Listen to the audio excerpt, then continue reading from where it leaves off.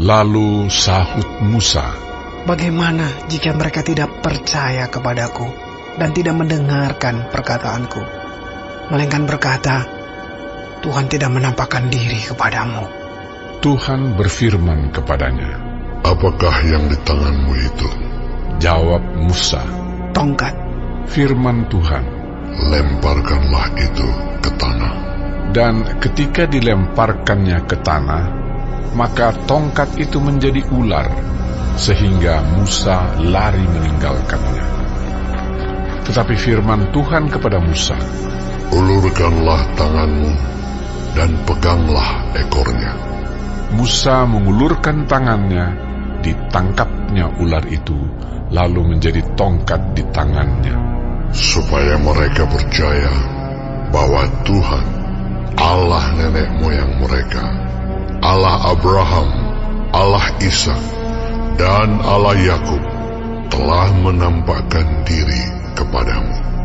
Lagi firman Tuhan kepadanya, "Masukkanlah tanganmu ke dalam bajumu." Dimasukkannya tangannya ke dalam bajunya, dan setelah ditariknya keluar, maka tangannya kena kusta putih seperti salju. Sesudah itu firman-Nya, "Masukkanlah tanganmu kembali ke dalam bajumu." Musa memasukkan tangannya kembali ke dalam bajunya, dan setelah ditariknya keluar, maka tangan itu pulih kembali seperti seluruh badannya. Jika mereka tidak percaya kepadamu dan tidak mengindahkan tanda mujizat yang pertama, maka mereka akan percaya kepada tanda mujizat yang kedua.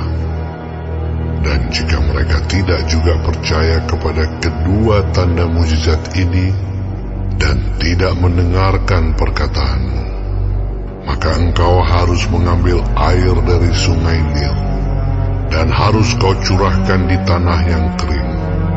Lalu air yang kau ambil itu akan menjadi darah di tanah yang kering itu.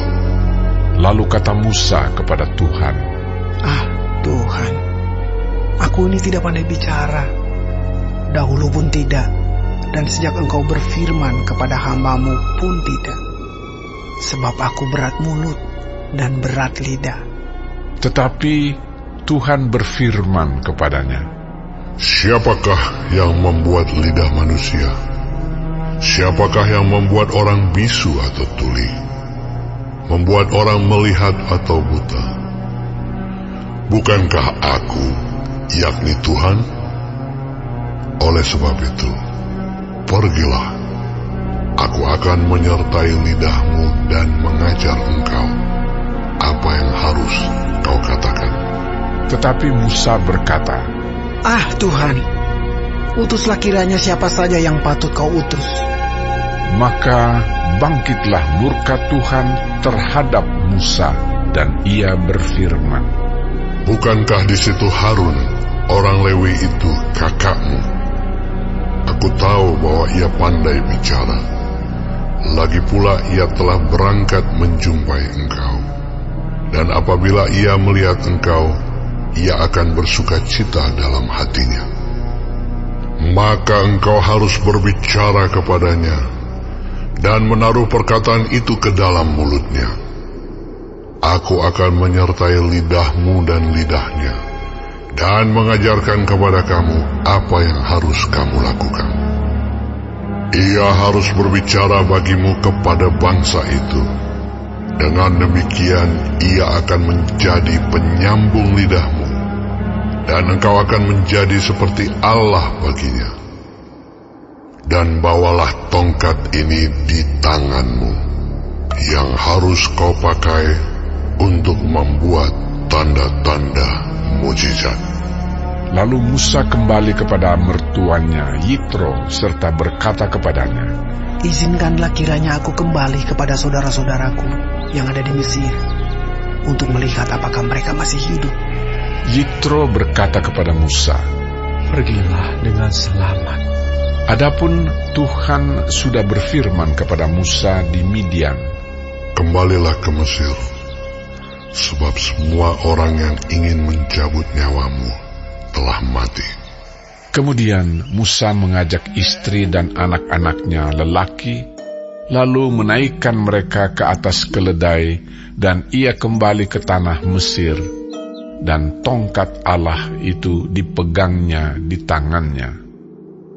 Firman Tuhan kepada Musa, Pada waktu engkau hendak kembali ini ke Mesir, ingatlah, supaya segala mujizat yang telah kuserahkan ke dalam tanganmu, kau perbuat di depan Firaun.